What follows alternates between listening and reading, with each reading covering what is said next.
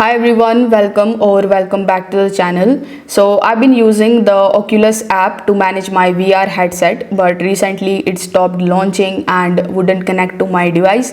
So if you are dealing with the same kind of problem, here are some of the issues that you can use in order to troubleshoot this problem.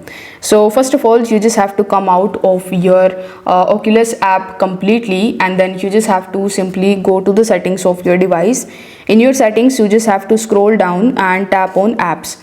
Now in your apps, you will see the option of manage apps. So tap on manage apps.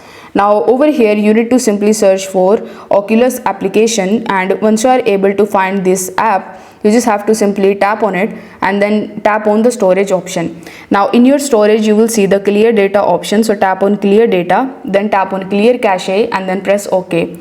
So what this will do is it will just clear the cache or the residue file out of your Meta Horizon app or your Oculus application. Then you just have to simply launch the app and check if the issue is fixed or if it is still there.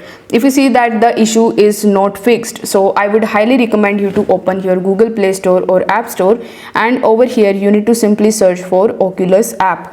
Now once you are able to find the app, you just have to simply tap on it, and if you see any update option, simply tap on the update option in order to update your Oculus app to the latest version.